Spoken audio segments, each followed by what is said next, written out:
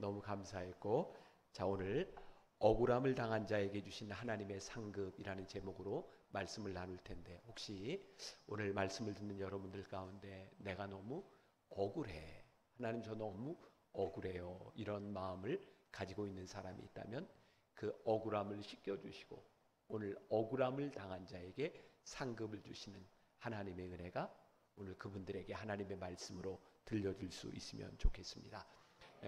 어제 그제 오늘 계속해서 인생 역전에 대한 말씀을 나누고 있습니다. 우리들이 신앙생활을 하면서 좀 제대로 알아야 되는 게 있다. 우리가 믿는 하나님, 우리가 믿는 신앙의 본질이 무엇인가. 우리들이 조금만 잘못하면 우리들이 옆으로 빠질 수도 있고, 또 우리들이 조금만 잘못하면 신앙의 본질에서 벗어날 그럴 때도 있는 것 같아요. 뭐 저도 늘 그런 고민을 합니다. 우리 교인들이 말씀을 들을 때, 예배를 드릴 때 꼭 필요한 말씀이 들려줬으면 좋겠다. 어떤 교회 부흥회 때 있었던 일이래요. 외부 강사 목사님이 이렇게 설교를 하시는데 그날따라 이렇게 마이크 사정이 좀 안 좋았던 것 같아요. 앞에 있던 할머니 한 분이 설교를 듣다 잘 못 알아듣겠으니까 설교 중간에 일어나서 목사님 잘 안 들려요 그랬대요. 그럼 또 이제 그런가 보다 하면 되는데, 저 뒤에 있던 어떤 젊은 청년이 일어나더니 할머니 괜찮아요, 별로 들을 게 없어요, 그렇게 얘기를 했대요. 전 그 얘기를 들으면서 참 웃픈 이야기다라는 생각이 들었어요. 참 웃기지만 슬픈 이야기. 우리들이 오늘 여기서 말씀을 듣고 말씀을 나누고 있지만 우리들이 들을 게 없는 말씀을 나누고 있다면 얼마나 우리들이 불행한 사람이겠는가. 저는 오늘 제가 깨닫고 느낀 그런 하나님에 대한 이야기, 하나님은 이런 분이시다라고 하는 말씀을 나누려고 하는데, 이 말씀이 들을 게 없는 말씀이 아니라 오늘 여러분들에게 들려주시는 말씀으로 들려주기를 간절히 소원합니다. 우리의 신앙은 그런 것 같아요. 우리가 늘 이렇게 뭘 얻는다고 생각하지만 사실 가만히 보면 우리가 얻은 것이 아니라 하나님께서 우리들에게 주신 것이구나라는 것을 고백하게 되죠. 저는 우리의 믿음이 성장하는 것, 우리가 어떻게 알 수 있는가? 언제부터인가 우리들의 언어, 우리들의 삶 가운데 하나님이 나에게 은혜를 주셨구나, 하나님이 나에게 이걸 주셨구나, 이게 하나님의 은혜구나 라고 고백하는 그 순간이 되면 우리들의 믿음이 자라고 있는 것이 아닌가. 오늘 여러분들의 믿음을 한번 점검해 보세요. 나는 오늘도 하나님께 무엇을 자꾸 얻으려고만 하고 있는가? 아니면 하나님께서 우리들에게 베풀어 주신 은혜를 우리들이 고백하고 있는가? 자, 오늘 억울함을 당한 자에 대한 이야기를 나눈다 그랬어요. 아브라함에게 일어난 참 억울한 일. 자, 첫 번째 말씀 기억하세요. 아브라함이 애굽으로 내려가서 수치를 당했지만 하나님께서 아브라함의 수치를 풍요로 바꾸어 주셨어요. 어제 말씀 가운데서는 아브라함이 땅을 다 버리고 포기한 것 같았는데 하나님이 생각할 수도 없는 축복을 아브라함에게 허락해 주셨어요. 오늘은 아브라함이 참 억울하다라고 생각하는데 하나님께서 그의 억울함을 축복으로 바꾸어 주신 이야기예요. 우리의 삶, 우리들이 믿고 있는 신앙을 보면 하나님은 진짜 역전의 하나님이라는 생각이 들어요. 그리고 보니까 또 우리들이 어려움을 당하고 우리들이 힘든 일을 당할 때, 야, 그게 축복이구나. 왜? 내가 이런 어려움을 당하지 않았다라면 하나님의 은혜와 하나님의 인도하심을 경험하지 못했을 텐데, 하나님은 우리들의 삶에 어려운 순간순간들을 통하여 하나님의 손길을 우리들에게 느끼고 깨닫게 하시는 분이기도 합니다.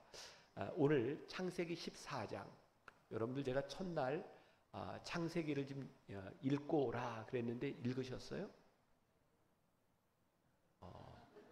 뭐 그래, 뭐 할 수 없어요. 네, 아무튼 뭐 읽은 사람도 있고 안 읽은 사람도 있고 할 텐데, 오늘 여기 14장에 첫 절이 이렇게 시작을 합니다. 당시에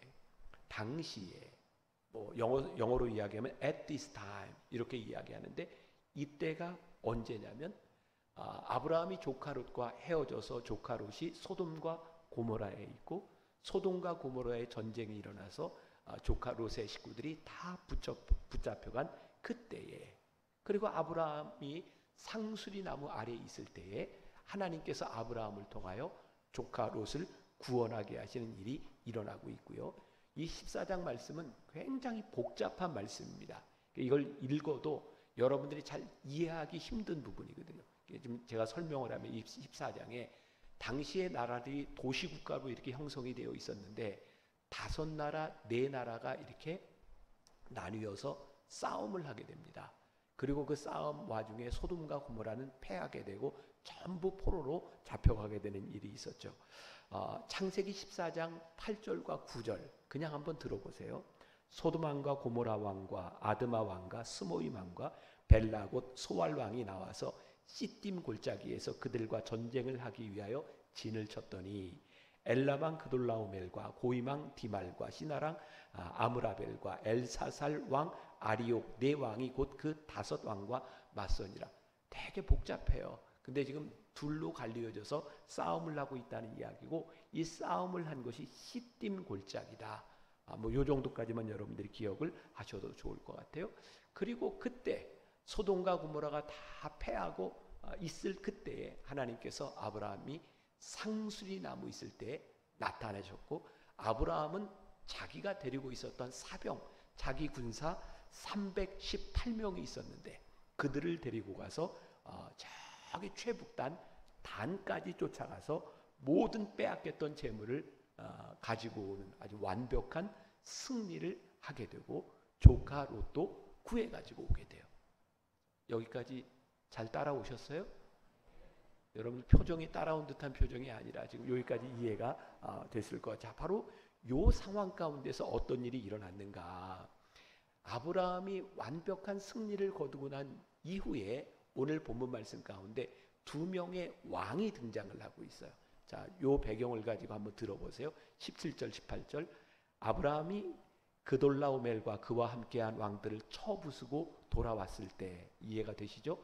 소돔 왕이 사회 골짜기 곧 왕의 골짜기로 나와 그를 영접하였고, 소돔 왕이 아브라함을 영접했고, 또 18절 살렘 왕 멜기세덱이 떡과 포도주를 가지고 나왔으니 그는 지극히 높으신 하나님의 제사장이었더라. 두 사람이 이렇게 나왔는데 제가 조금 이제 설명을 하겠지만, 소돔 왕은 아브라함에게 나와서 아브라함을 칭찬하거나 하나님께 영광을 돌리지 않습니다. 그런데 여기 살렘 왕 멜기세덱은 아브라함을 이렇게 맞이하면서 하나님께 영광을 돌리게 되죠. 똑같이 승리를 한 아브라함을 바라보는 두 사람의 상반된 태도가 나와 있습니다. 저는 비유적으로 이런 생각을 하게 돼요.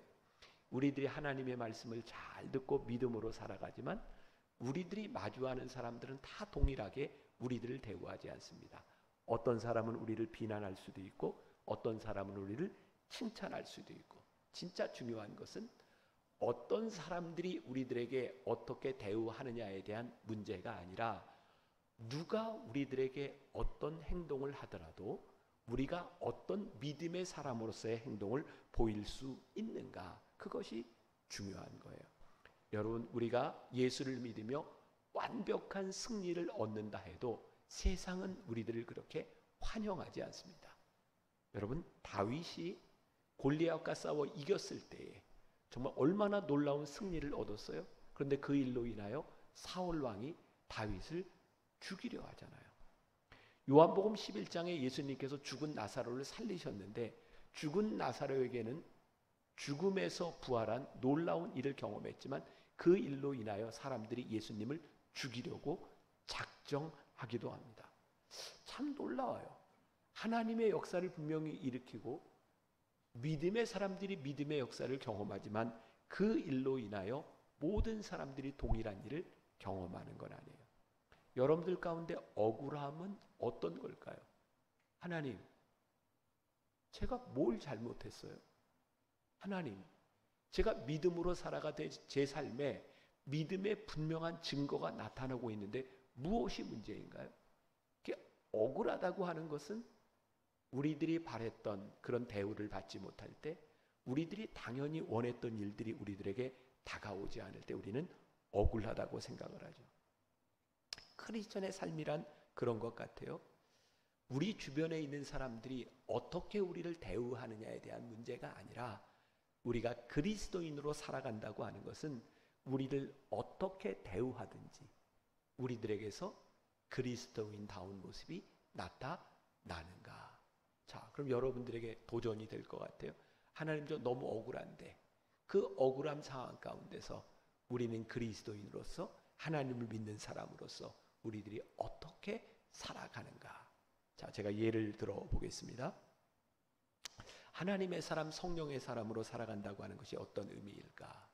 제가 일단 나쁜 예를 하나 들어볼게요.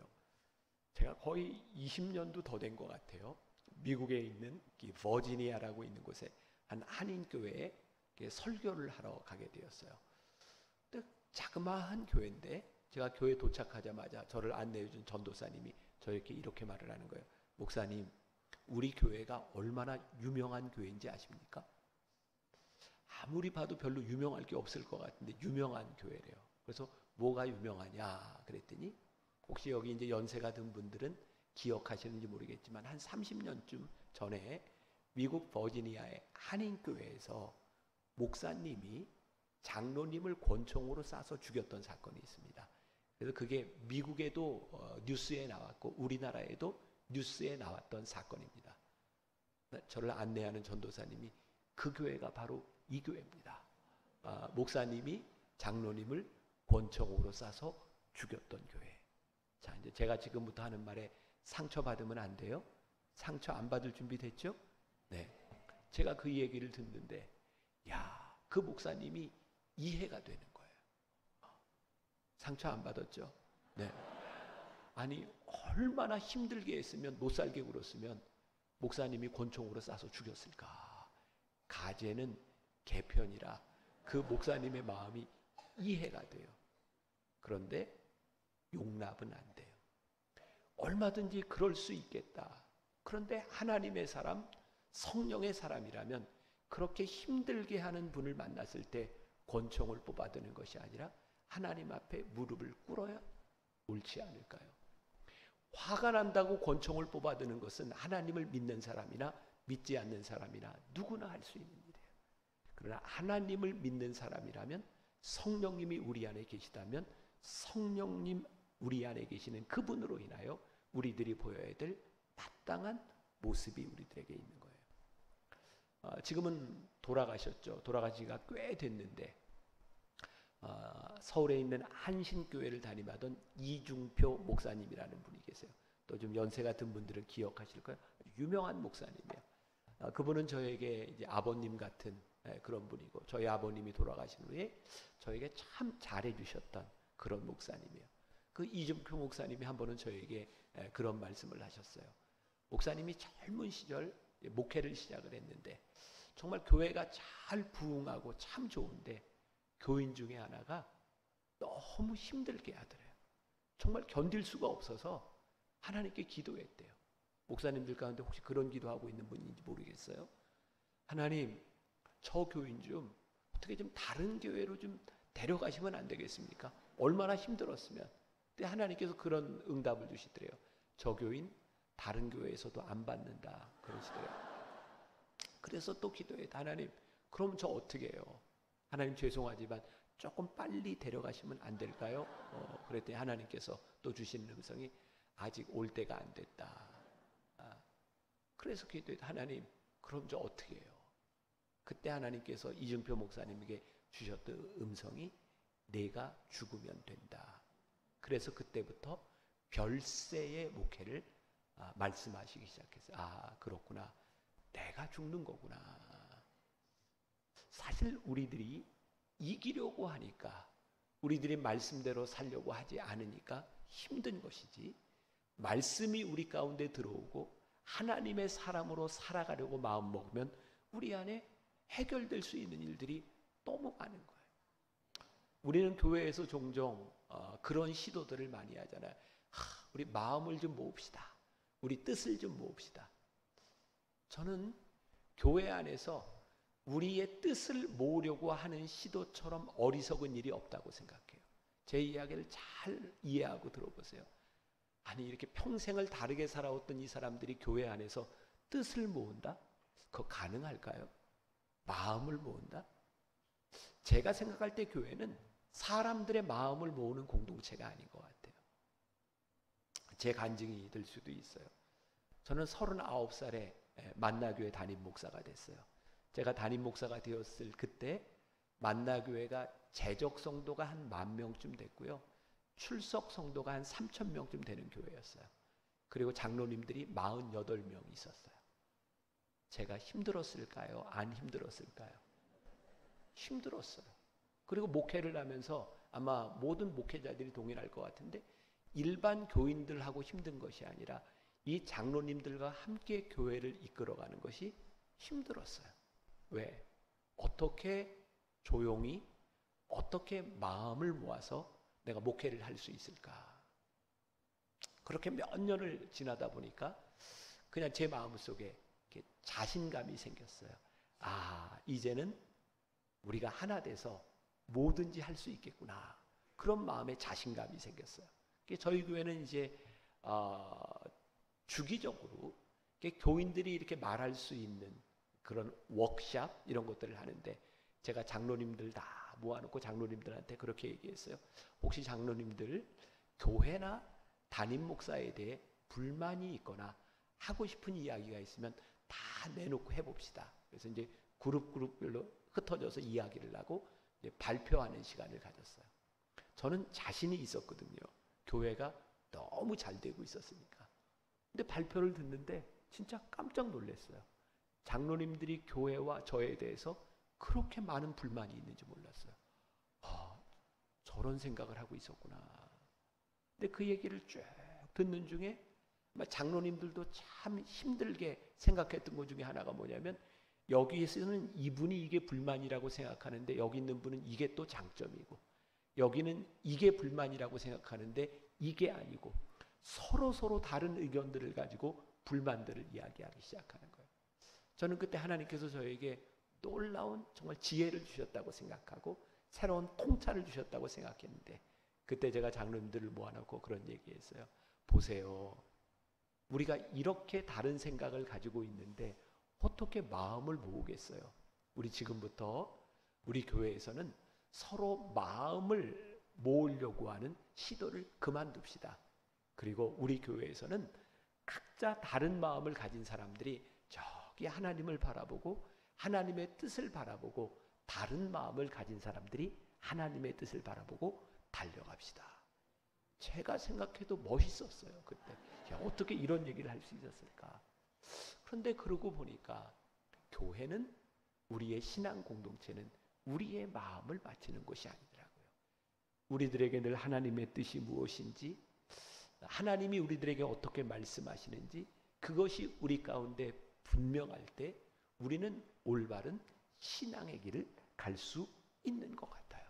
자, 오늘 성경 본문에 나오는 살레망 멜기세덱은 하나님의 제사장. 그는 하나님이 행하시는 일을 알아챘고 하나님의 사람 아브라함을 축복했어요. 우리들이 하나님의 일을 할 때 모든 사람들이 우리를 그렇게 축복해 주면 얼마나 좋을까요? 자, 멜기세덱 19절과 20절 보니까 그가 아브라함에게 축복하여 이르되 천지의 주제시요 지극히 높으신 하나님이요 아브라함에게 복을 주옵소서. 너희 대적을 내 손에 붙이신 지극히 높으신 하나님을 찬송할지로다 하며 아브라함이 그 얻은 것에서 10분의 1을 멜기세덱에게 주었더라. 우리 목회자의 입장에서 이렇게 목회를 축복해주고 돕는 사람이 있으면 얼마나 감사해요. 또 그 사람을 향해 또 내가 축복할 수 있는 공동체가 되면 얼마나 감사해요. 그런데 아브라함이 행한 똑같은 일을 바라보며 살레망 멜기세덱과 같은 사람이 있었을 뿐만 아니라 소돔 왕이 이해하기 힘든 행동을 하는 거예요. 이 소돔 왕은 아브라함이 전쟁에서 이긴 것에 대하여 축복할 마음이 전혀 없어요. 단지 그는 그 축복을 인하여 내가 취해야 될 것이 무엇인지 내가 손해보는 것을 찾으려고 하는 마음밖에 없어요. 나는 목숨을 걸고 나는 헌신했는데 내 앞에 있는 사람은 그 헌신에 대하여 감사하는 것이 아니라 내 것만 찾으려고 하는 이기적인 사람들. 우리가 하나님의 일을 해도 우리들에게 놀라운 하나님의 역사가 일어나도 우리들 앞에는 여전히 그런 사람들이 존재하고 있는 거예요. 자, 21절에 소돔왕이 이렇게 말해요. 소돔왕이 아브라함에게 이르되 사람은 내게 보내고 물품은 내게 가지라. 이게 굉장히 좋은 얘기 같은데 문맥상 보면 그게 좋은 얘기가 아니었던 것 같아요. 사람은 내게 보내고 물품은 내게 가지라. 이 말 가운데 아브라함이 어떤 느낌을 받았냐면 아브라함이 전쟁에 이기면서 아브라함이 물품을 취하려고 하는 듯한 그런 뉘앙스로 말하는 거예요. 아브라함이 그 말을 듣고 너무너무 자존심이 상했어요. 내가 이 전쟁에 임해서 내가 전쟁에서 승리한 것은 고통을 당하는 사람들을 구해내려고 했고 어려운 사람, 어려운 일을 당한 사람을 도우려고 한 마음뿐이었는데 나를 바라보면서 저 물건을 취하려고 전쟁을 했다고? 그게 너무 자존심 상하는 일이었어요. 전 목회를 하면서 제일 힘든 게 뭔지 아세요? 잘못한 일 때문에 힘들지 않습니다. 그런데 선한 의도를 가지고 나는 목숨을 걸고 내가 사역을 한다고 생각하는데 억울한 일을 당할 때 사람들이 이 마음을 이해해 주지 못할 때 그것처럼 힘든 게 없어요. 여러분들이 신앙생활하면서 제일 힘든 게 사실은 하나님과의 관계가 아니잖아요. 이 신앙 공동체에서 나를 알아주지 못하는 사람들 때문에 우리들의 마음이 제일 힘들어요. 그러고 보면 우리가 참 신기한 사람들이에요. 우리들은 늘 입술로는 하나님의 일을 한다, 내가 하나님의 사역을 한다 라고 하지만 하나님 앞에서의 평가가 중요한 것이 아니라 사람들의 반응 때문에 우리들이 일희일비할 때가 많잖아요. 저하고 친한 목사님이 대전에서 목회를 해요. 지금 대전에 있는 교회 중에 아마 가장 큰 교회 중에 하나일 거예요. 그 목사님은 1년에 한 번씩 김장철이 되면 교회에서 선교인 김장 행사를 한답니다. 교회에서 먹으려고 하는 것이 아니라 어려운 이웃들을 돕기 위해서 김장을 하는데 한 번 김장을 하면 한 10,000포기 정도 이렇게 김장을 한답니다. 굉장히 많은 양이죠. 요즘 여러분들은 어떻게 김장하시는지 모르겠지만 옛날에는 배추를 사서 다 절여서 김장을 했지만 요즘은 절인 배추 사다가 양념된 속을 넣는 게 김장이잖아요. 아닌가요? 모르겠어요. 근데 거기 그 대전에서 거기도 그렇게 김장을 하려고 했는데 연세 많은 권사님들이 그렇게 얘기를 했대요. 아니 그래도 김장인데 어떻게 절인 배추를 사다 하냐. 그래서 연세 많은 권사님들이 우리가 절일게. 그래서 김장 행사 전날 10,000포기를 연세 많은 권사님들이 다 쪼개가지고 다 소금에 절인 거예요.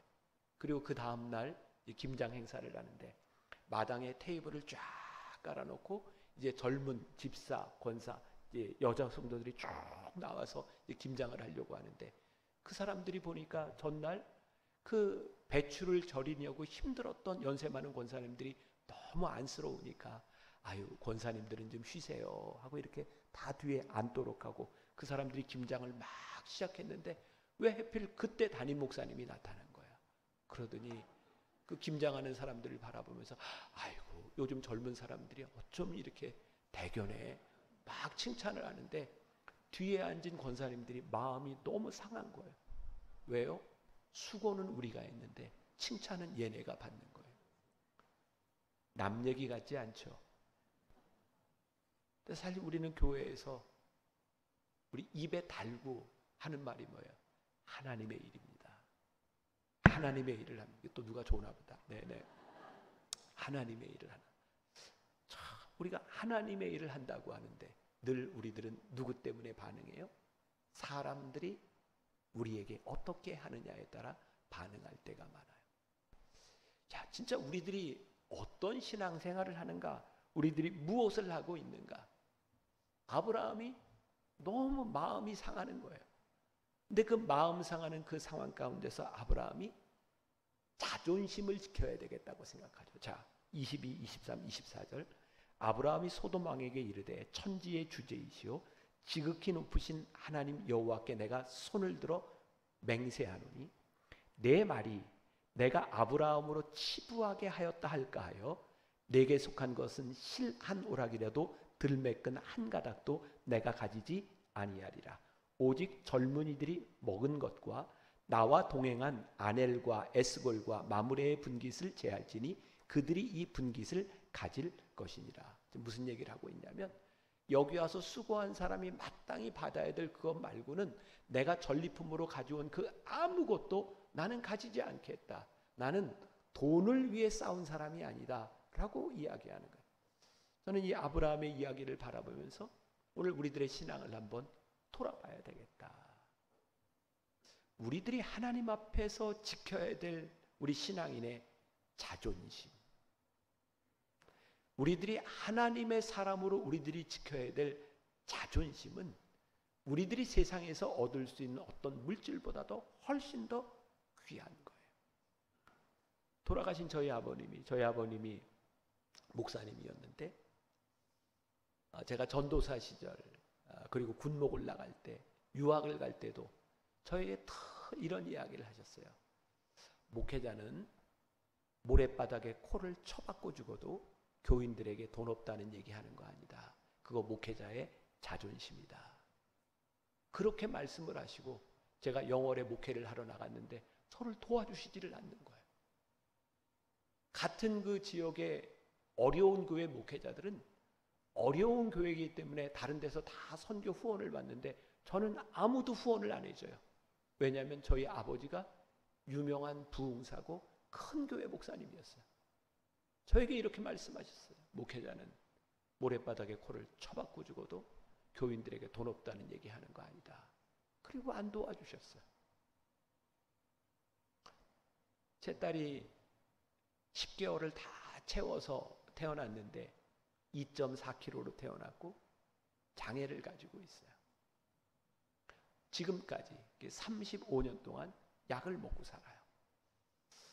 돌아가신 저희 어머니 아버지가 제일 마음 아파했던 게 우리 딸이 장애를 가지고 태어난 일이었어요. 물론 도와주시지 않아서 제 아내가 임신을 하고 먹을 걸 제대로 먹지 못해서 그래서 장애가 됐는지 아닌지 모르겠지만 그것 때문에 많이 힘들어하셨어요.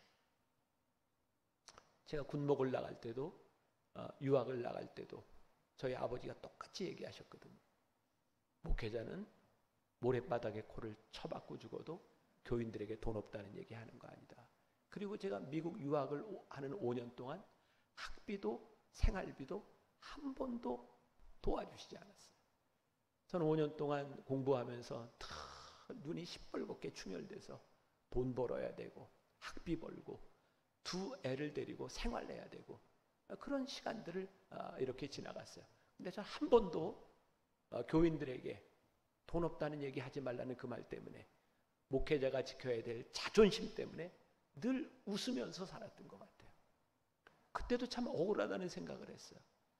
다른 유학생들은 한인교회에서 다 장학금을 주는데 저만 안 줘요. 저는 아버지가 유명한 목사고 성공한 목회자니까 저는 당연히 도움을 받을 줄 알고 저에게 도움을 주지 않았어요. 근데 그때도 제가 늘 생각했던 게 있어요. 그래, 내가 도움을 받아야 얼마나 받으랴. 내가 지켜야 되는 자존심. 많은 시간이 지나갔어요. 근데 그 시간들 가운데 저에게 제일 감사했던 게 뭐냐면 그때 저를 도와주시지 않았던 아버지로 인하여 내가 그 어려운 시간 가운데서 하나님 붙들고 내가 살아올 수 있었던 시간들이 저에게 너무 감사한 거예요. 제 아들이 저하고 똑같은 과정을 밟았어요.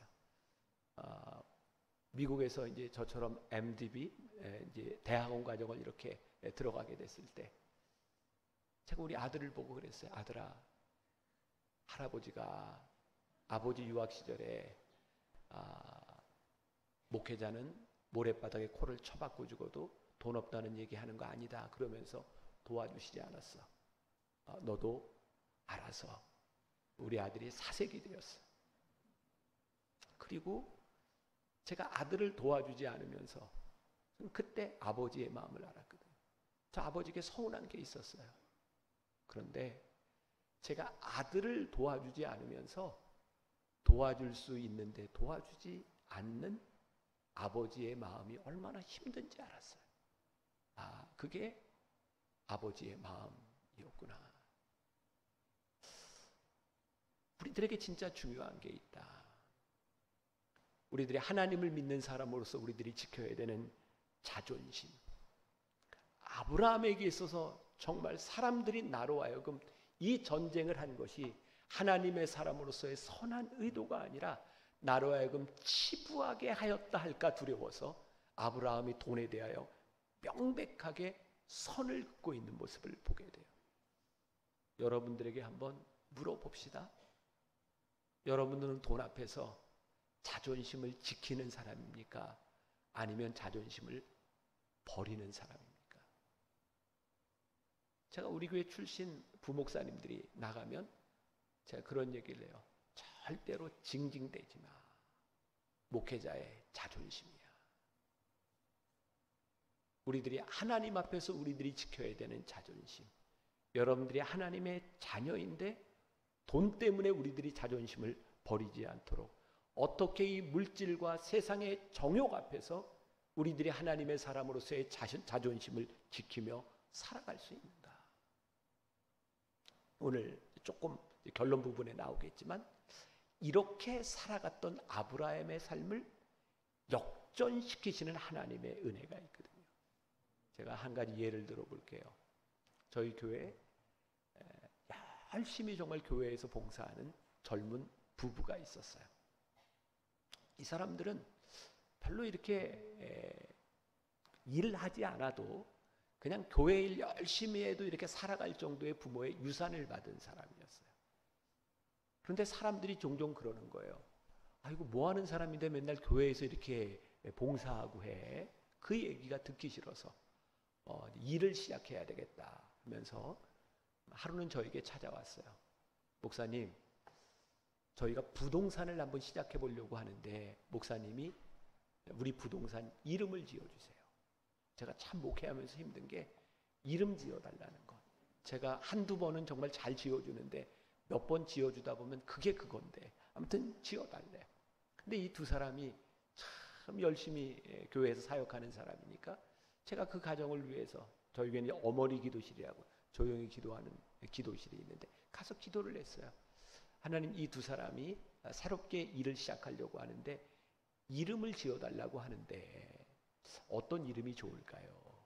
이제 기도실에서 묵상을 하면 생각나는 것들이 있잖아요. 근데 뜬금없이 이런 말씀이 생각이 나는 거예요. 진리로 허리띠를 띠고. 그래서 제가 붙여봤어요. 허리띠 부동산. 이건 좀 아닌 것 같아요. 진리 부동산? 그래, 한번 진리 부동산이라고 해보자. 그리고 두 사람을 불러놓고 진리 부동산이라고 하세요. 그랬더니 표정이 별로 이렇게 안 좋아요. 자기들이 원했던 그런 이름은 아니었던 것 같아요. 진리 부동산이라고 하라고. 그래서 처음 오픈하는 날 가서 예배를 드리고 진리 부동산 시작을 했어요. 그리고 뭐 저는 잊어버리고 있다가 어느 날 이렇게 교회 복도에서 그 부부를 만났는데 아마 한 3개월쯤 지났을 것 같아요. 제가 물어봤어요. 진리 부동산 잘 돼요? 그랬더니 목사님 한 건도 못했어요. 근데 그게 한 10여 년 전이니까 요즘은 뭐 그런 일들이 거의 없지만 예전에는 집을 사고 땅을 사고 팔 때 뭐 이면 계약도 하고 다운 계약서도 쓰고 이제 그래야 이렇게 매매가 될 텐데 진리 부동산이라고 딱 이름을 짓고 해보니까 그걸 할 수가 없더래요. 이거 지켜야 되겠다고. 그래서 그걸 지키다 보니까 한 건도 못했다는 거예요. 근데 저에게 굉장히 인상적인 얘기를 했어요. 근데 목사님, 제가 한번 진리대로 살아보랍니다. 그리고 몇 달이 더 지났어요. 두 분이 제 방에 찾아왔어요. 목사님, 우리 부동산에 와서 예배 드려주세요. 문 닫을 거예요. 제가 6개월 만에 오픈하면서 예배 드리고 6개월 만에 예배 드리고 문 닫은 건 그게 처음입니다. 6개월 동안 한 건도 하지 못하고 문을 닫았어요. 그리고 시간이 흘러갔어요. 어느 날 그 두 부부가 제 방으로 찾아왔어요. 그러더니 저에게 봉투를 하나 내미는 거예요. 목사님, 그 11조입니다. 아니 11조를 다 그냥 교회에다 알아서 하지. 이 두 분이 그러는 거예요. 목사님, 제가 교회에 그냥 헌금을 해도 되는데 이건 목사님께 꼭 이야기를 하고 헌금을 하고 싶어요.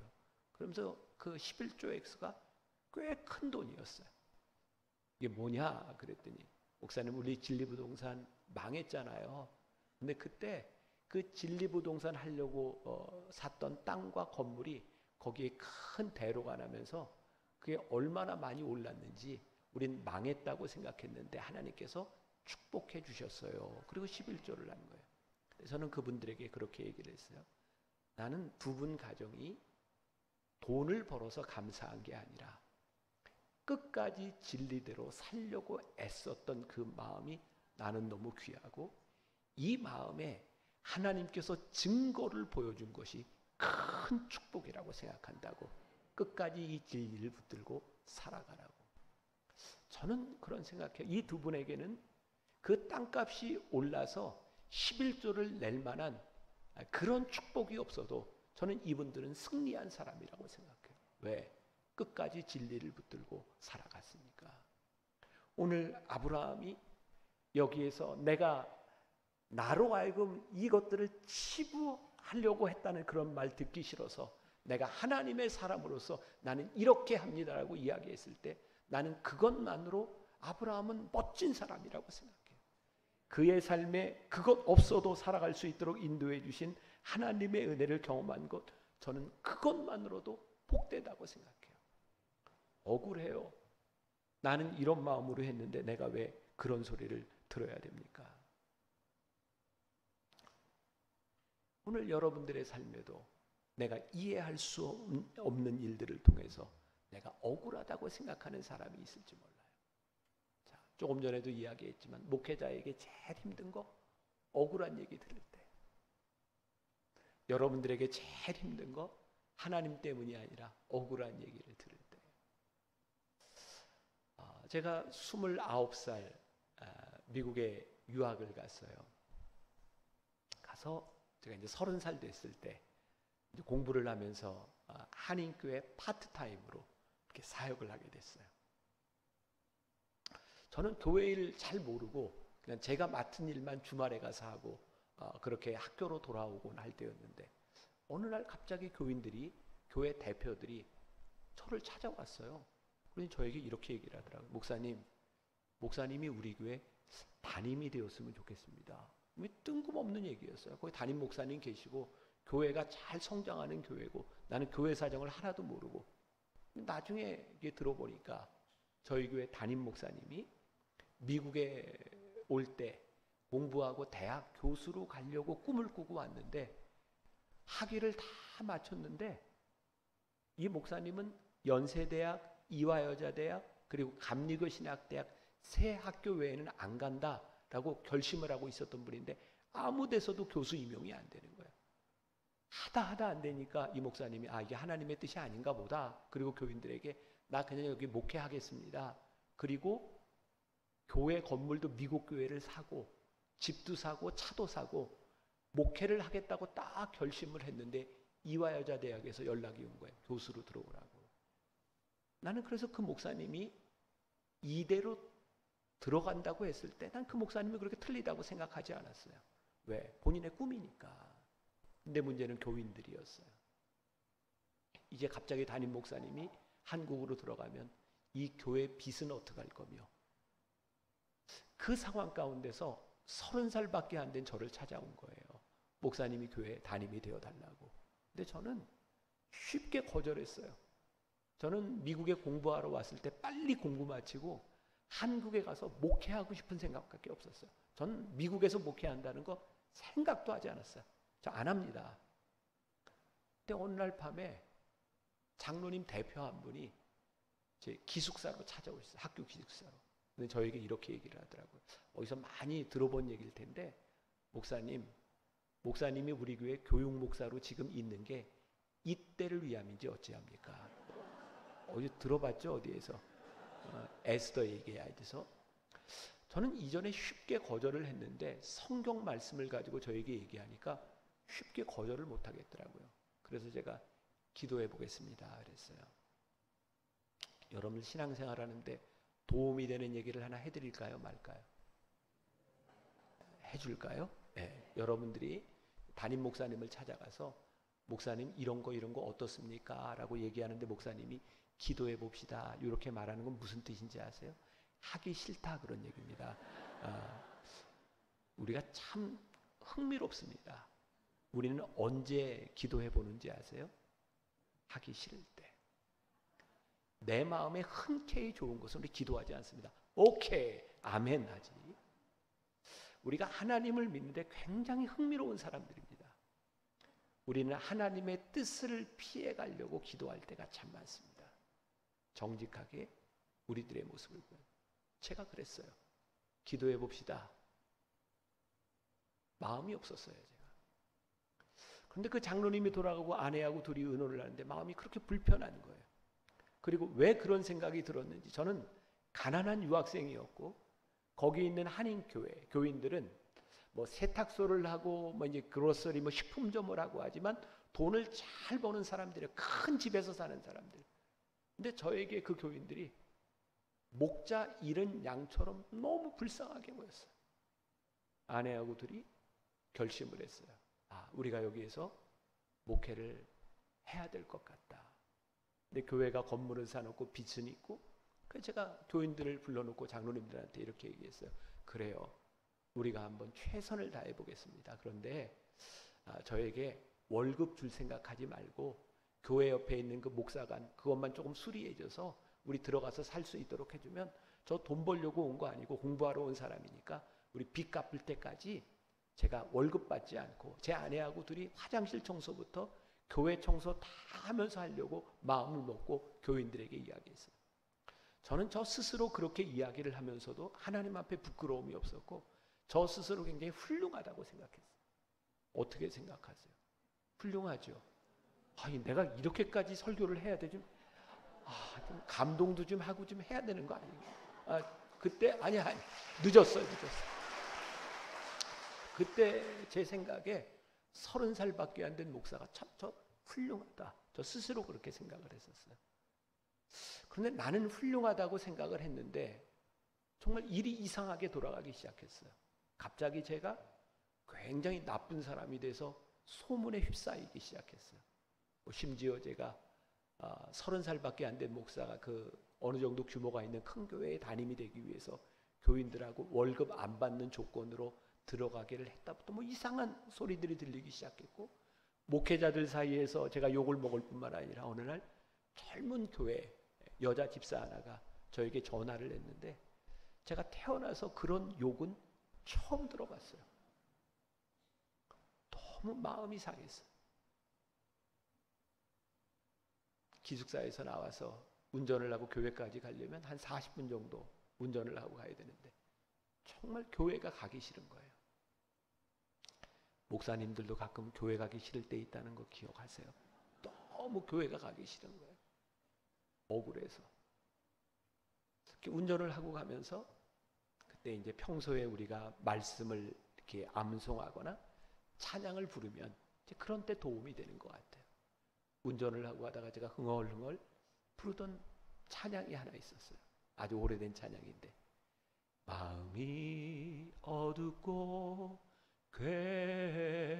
괴로울 때 주님 예수님을 나 생각해요.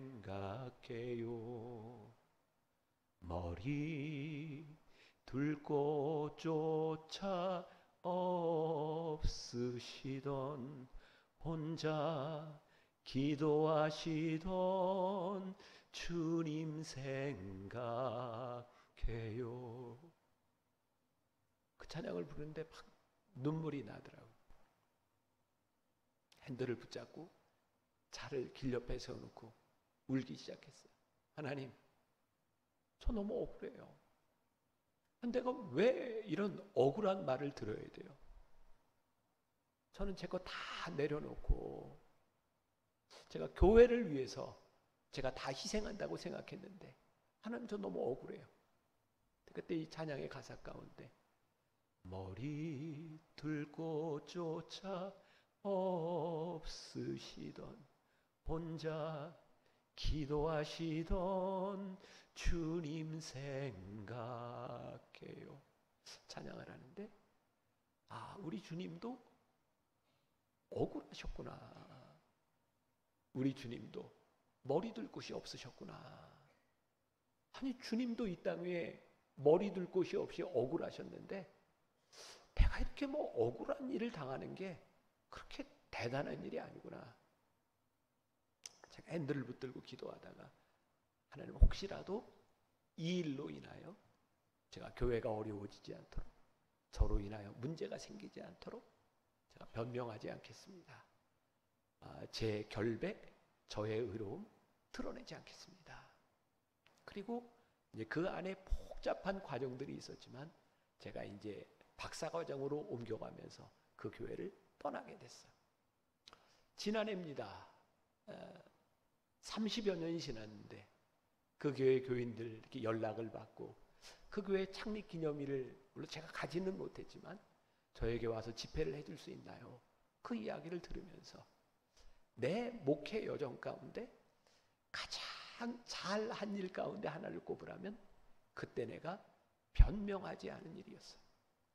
참 억울했는데 변명하지 않았던 일, 그게 나에게 큰 복이었구나.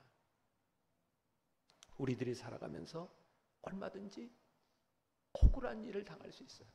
하나님 때문에도 억울하세요. 언제 우리는 억울해요? 하나님 이해가 안 돼요. 하나님 왜 이러시는지 이해가 되지 않아요.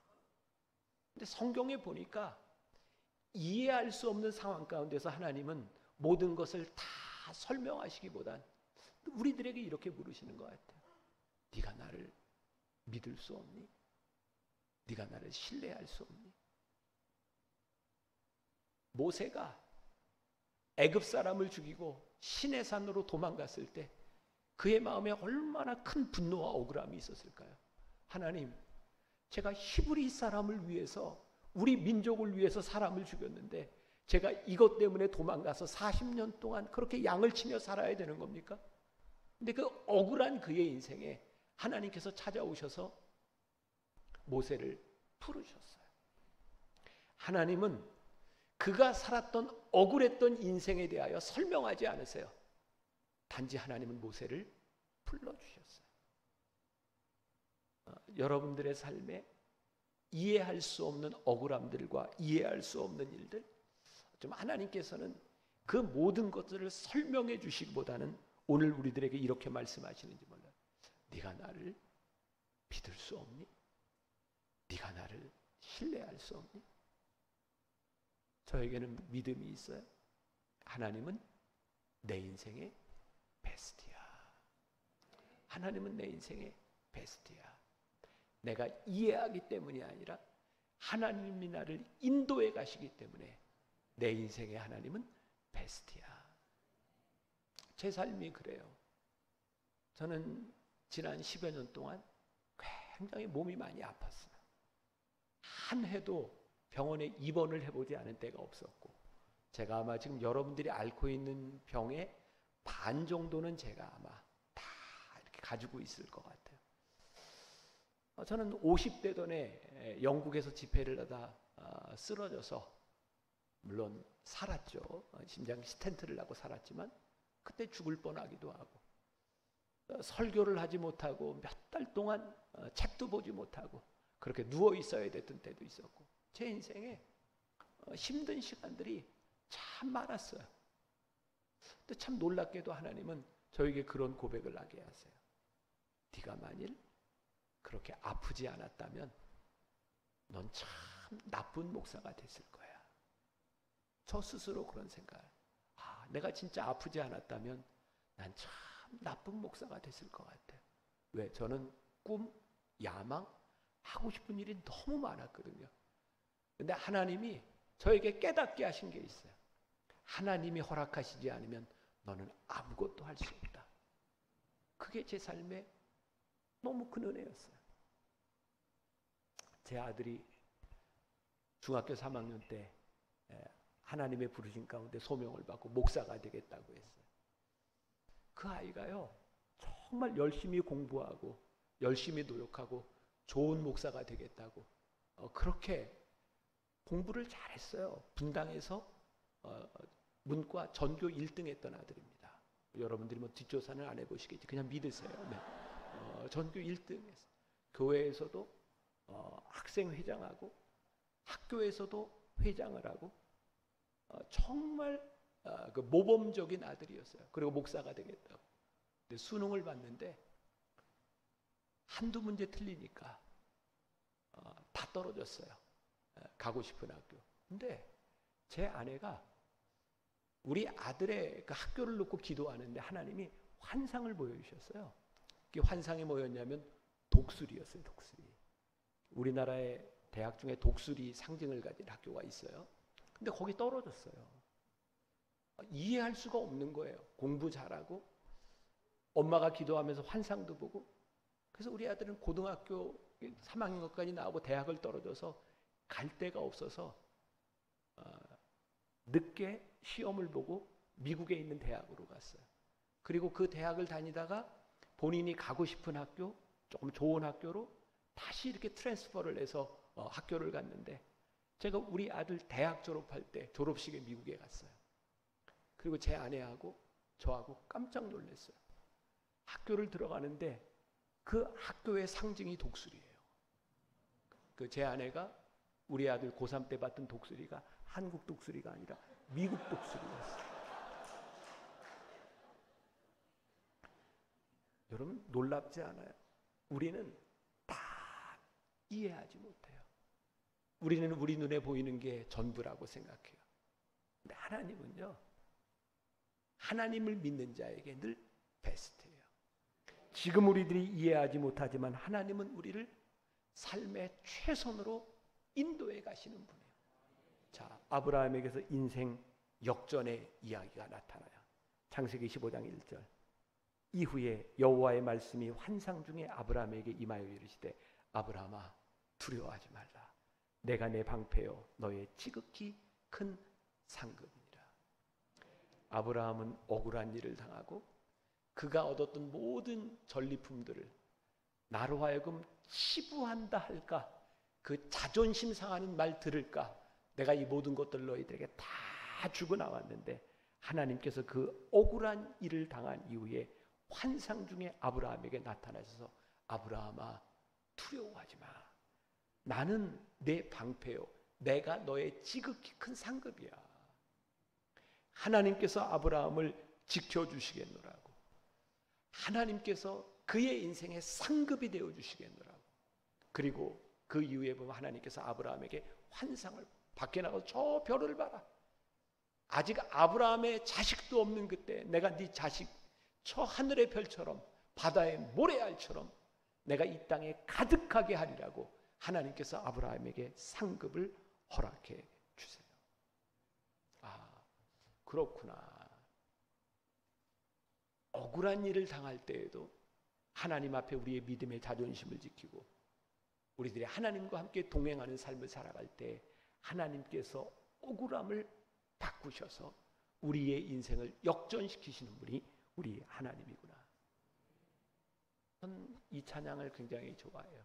주와 같이 길 가는 건 즐거운 일 아닌가. 우리 주님 걸어가신 발자취를 밟겠네. 한 걸음 한 걸음 주 예수와 함께 날마다 날마다 우린 걸어가리. 주와 같이 길 가는 것 운일 아닌가.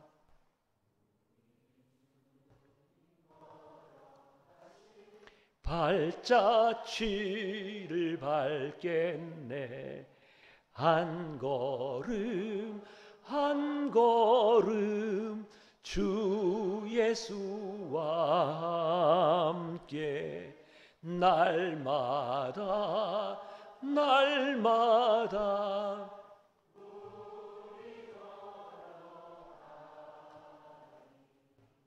자, 아브라함을 보세요. 아브라함이요, 억울한 일을 당했는데 그 소돔 왕에게 복수하거나 그를 해하려고 하지 않아요. 그에게 어제 제가 하나님의 페이버에 대한 이야기를 했어요. 내가 너를 바라보며 내가 너를 축복하지 않을 수 없구나.